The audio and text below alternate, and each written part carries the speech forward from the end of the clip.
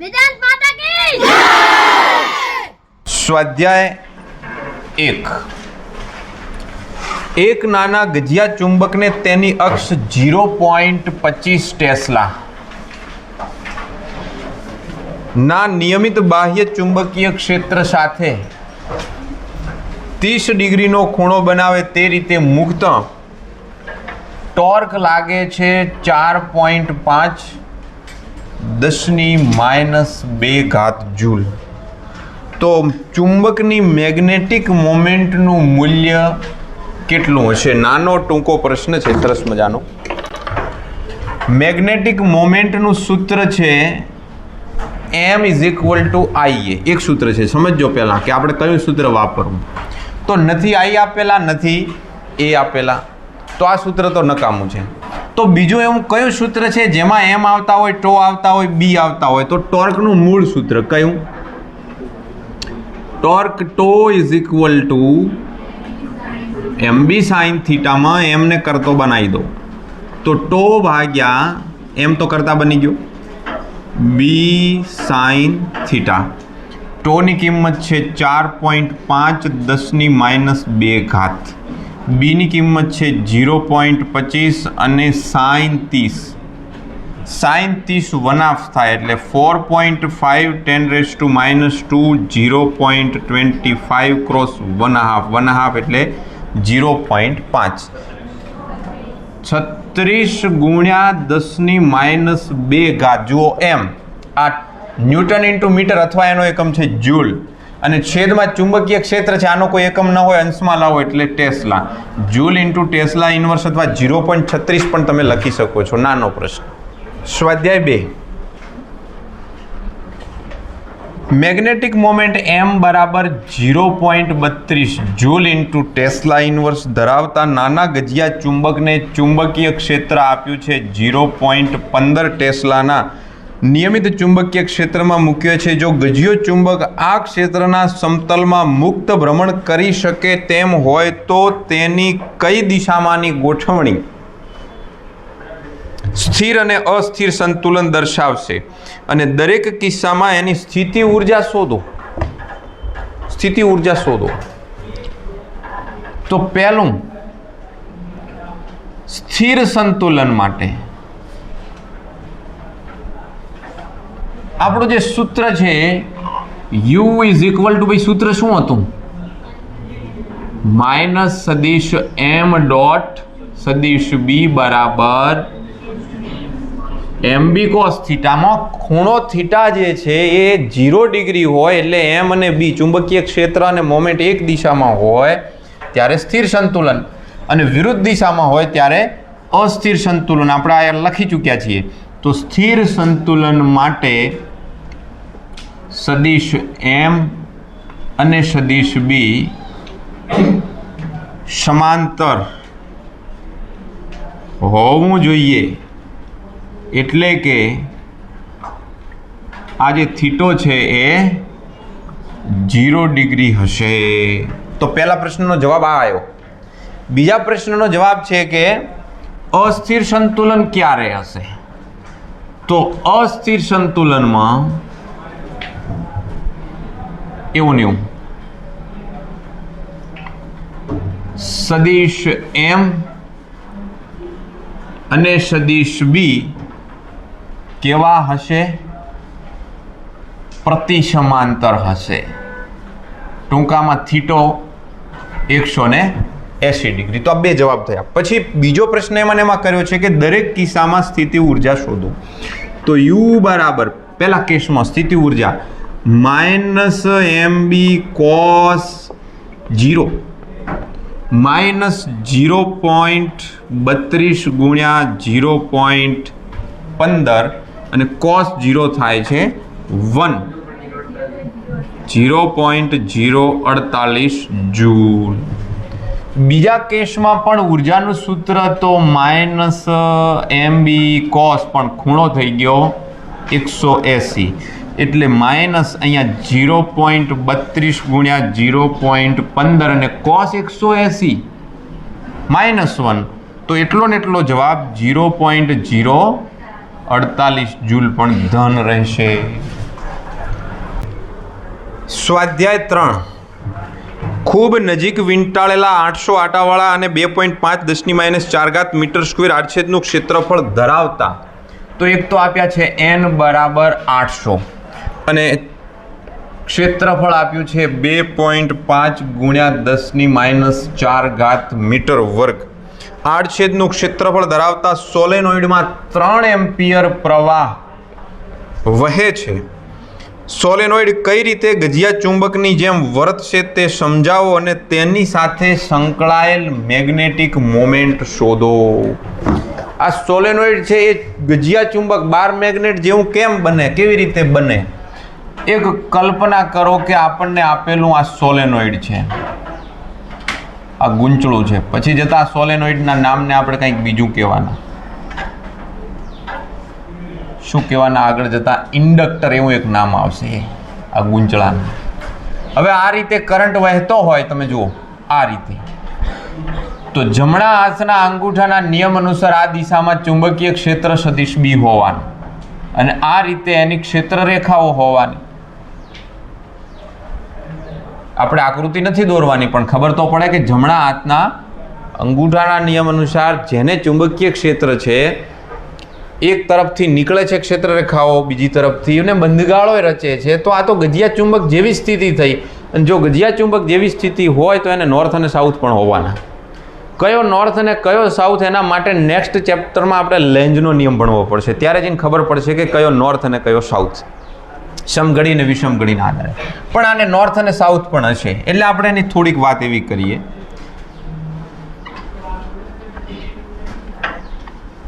સોલેનોઇડમાંથી પ્રવાહ પસાર થતો તેનું ચુંબકીય ક્ષેત્ર સોલેનોઇડનું ઉદ્ભવે છે જમણા હાથના અંગૂઠાના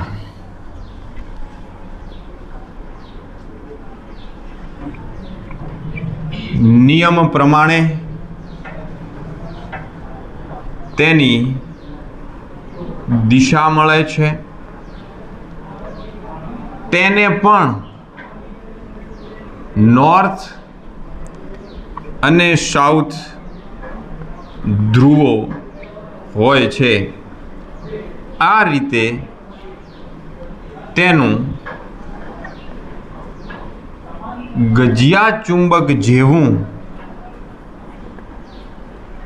ચુંબકીય ક્ષેત્ર હોય છે, એટલે કે એને ગજિયા ચુંબક તરીકે બી ગણી શકાય. મતલબ સરખામણી તો થઈ શકે કે ઓલમોસ્ટ બે સેમ છે. બીજી વાતો બી છે, એને ગજિયા ચુંબકની જેમને જેમ આ સોલેનોઇડ છે એની પાસે કોઈ અન્ય વસ્તુ લાવો તો એ આકર્ષણ અપાકર્ષણના નિયમોનું પણ પાલન કરે છે. અને હજી એક આપણે ભણવાના છીએ આગળ નિયમ, હમણાં જ તરત જો ટાઈમ રહે તો આજે જ, ગોસનો નિયમ. તો ગોસના નિયમમાં આપણે સોલેનોઇડ હોય કે ગજિયો ચુંબક હોય સેમ વાત થશે. આ તો સહેલું પૂછ્યું છે એમ, તો m = IA, પણ આટાની સંખ્યા આપી છે n, તો NIA કરો ગુણાકાર.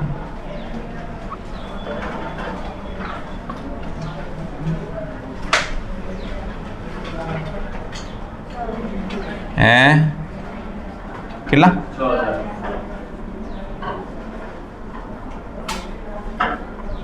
0.6.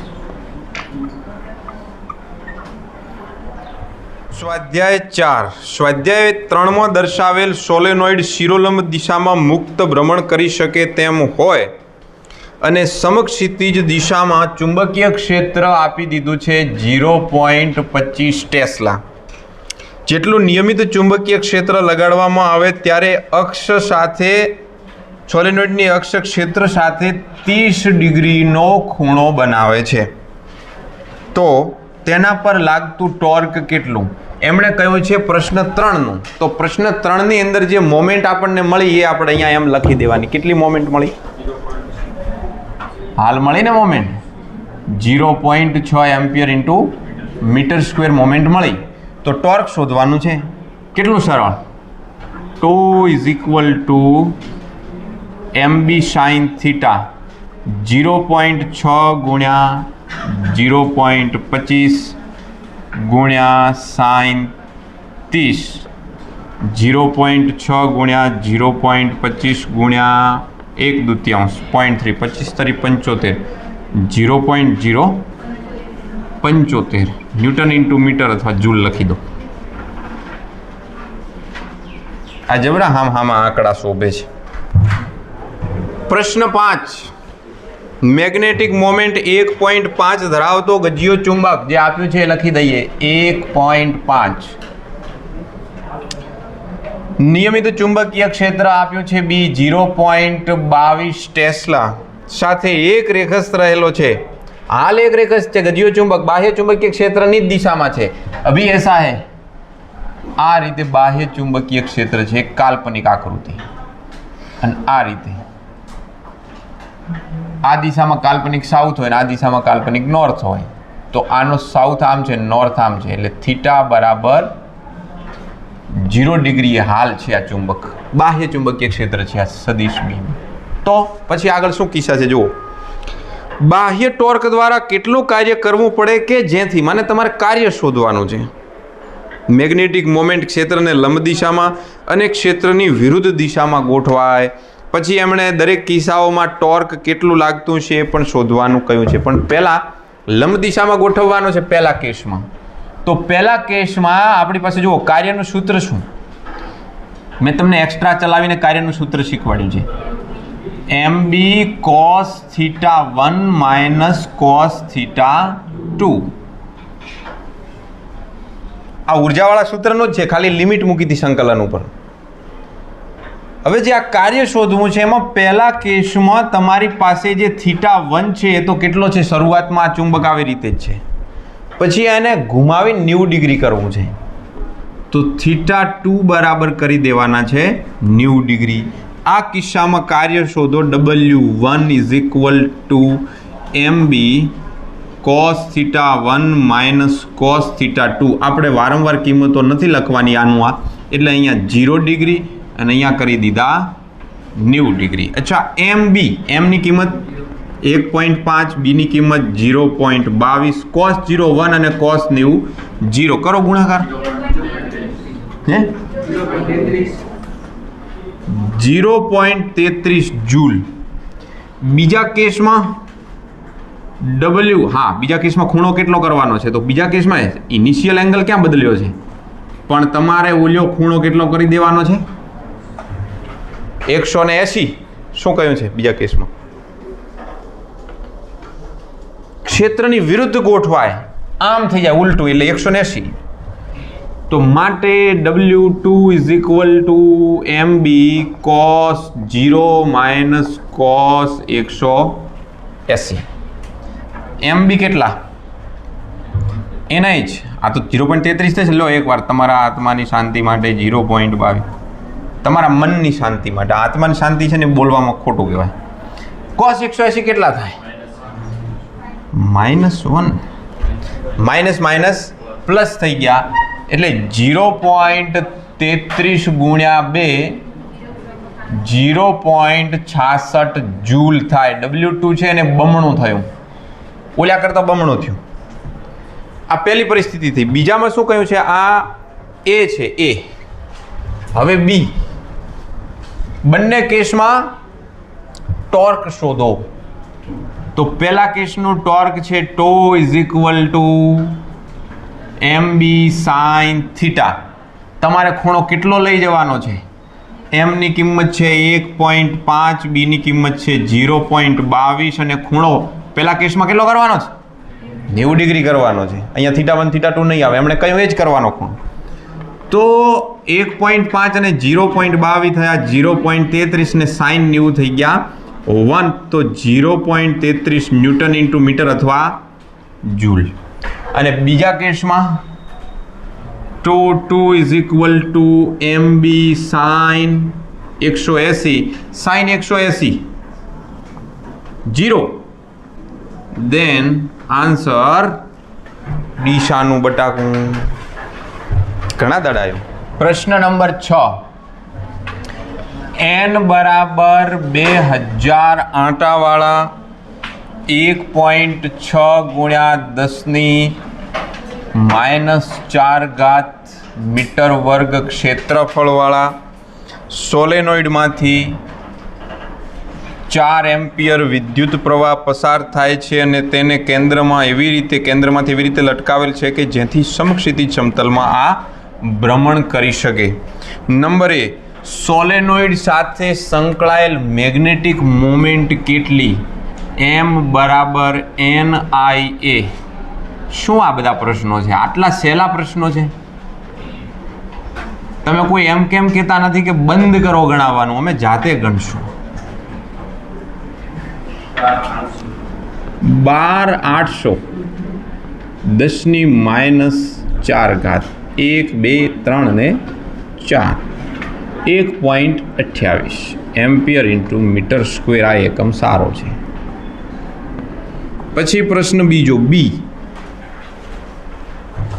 જો સોલેનોઇડની અક્ષ સાથે થીટા બરાબર 30 ડિગ્રી ખૂણો બનાવતી દિશામાં બી બરાબર 7.5 ગુણ્યા 10⁻²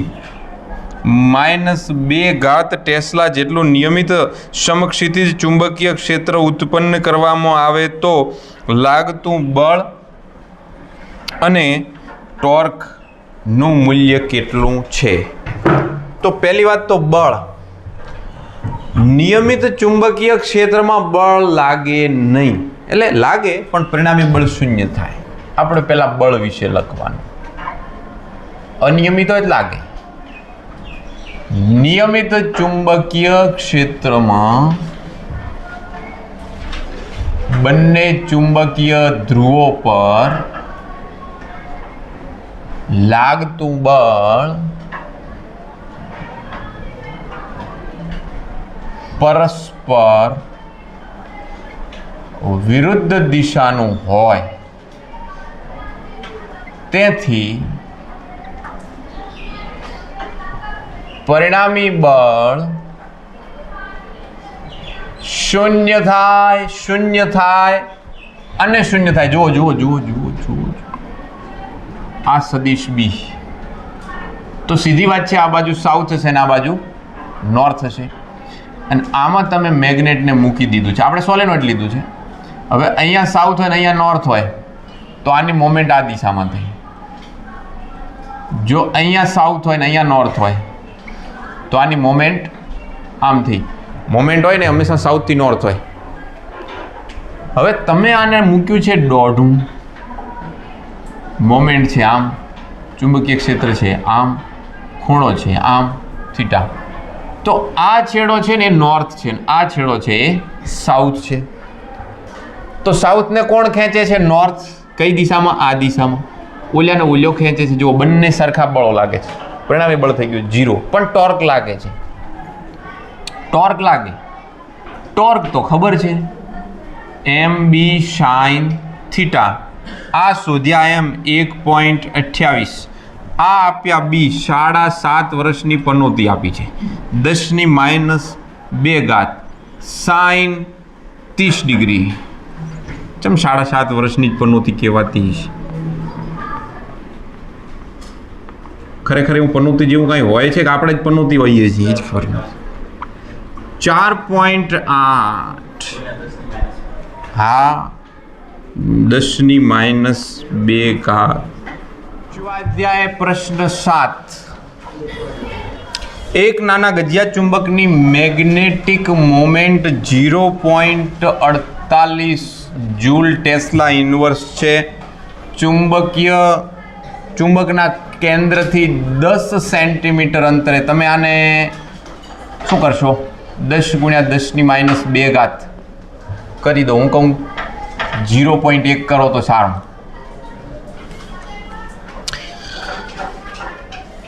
એક ચુંબકની અક્ષ પર અને બે તેની વિષુવરેખા પર ચુંબકીય ક્ષેત્રની દિશા અને મૂલ્ય શોધો. બી શોધવાના છે. પહેલો અક્ષ પર. ભાઈ અક્ષ પર ચુંબકીય ક્ષેત્રનું સૂત્ર શું? પછી m કે 2m ભાગ્યા r3. તો આ થઈ ગયા 4π × 10⁻⁷. તમે ચાહો તો ડાયરેક્ટ આની જગ્યાએ 10⁻⁷ મૂકી શકો છો. 4 પાઈ ક્રોસ 10⁻⁻7 અપોન 4 પાઈ ક્રોસ 2 ક્રોસ m 0.48 ભાગ્યા આરનો ઘન એટલે 0.1નો ઘન. આ 4 પાઈ ગયા 2 ગુણ્યા 0.48 ભાગ્યા 0.1 ભાગ્યા 0.1 ભાગ્યા 0.1 એટલે હવે કેલ્ક્યુલેટર હાથમાં જ લેશે. 960 ગુણ્યા 10⁻⁷ 9.6 કરી દઈએ. 10⁻5 ટેસ્લા. બીજો પ્રશ્ન કર્યો છે આની દિશાની પછી વાત કરો, બંનેની દિશાની પછી વાત કરીએ. પહેલા મૂલ્ય શોધી લઈએ. વિષુવક રેખા એટલે કે લંબ દ્વિભાજક પર સેમ સૂત્ર, ખાલી ફરક કેટલો? m ભાગ્યા r નો ઘન. μ0/4 પાઈ એટલે 10⁻⁷ m ની કિંમત છે 0.48 ભાગ્યા 0.1 નો ઘન. 480 ગુણ્યા 10⁻⁷. આટલા આમાં કેટલા કર્યા? 9.6 કર્યા ને 2 પોઈન્ટ કર્યા. તો આમાં 4.8 કરી દીધી. 10⁻5 ટેસ્લા બી. આના કરતા બમણા છે. 48 દુ 96 થાય કે ના થાય? આના કરતા બમણા છે કે નહીં બમણા? જો બગડો છે, અહીંયા નથી બગડો, એના કરતા બમણા છે. હવે દિશાની વાત કરો જરા દેખો. આ છે માની લો કે એક મેગ્નેટ. આ એનો નોર્થ, આ સાઉથ, આ એની અક્ષ પરનું આ બિંદુ પી, અને પી પાસે ક્ષેત્ર રેખા આ પ્રકારે નીકળે ને આ રીતે એન્ટર થાય. તો પી પાસે ચુંબકીય ક્ષેત્ર સ્પર્શકની દિશામાં હોય. આમ પી પાસે ચુંબકીય ક્ષેત્ર આ રીતે છે અને વિષુવ રેખા પર ચુંબકીય ક્ષેત્ર આ દિશામાં છે. તો અહીંયા કઈ દિશા કઈ? સાઉથ થી નોર્થ, અને અહીંયા નોર્થ થી સાઉથ. આવું બોલવાનું તમારે. તો આ દિશા થઈ ગઈ દિશા S ટુ N તરફ, અને અહીંયા દિશા N ટુ S તરફ. આકૃતિની જરૂર નથી, ખાલી હિન્ટ માટે બતાવીશ. તો ચેપ્ટર 5 નો સ્વાધ્યાય ફિનિશ.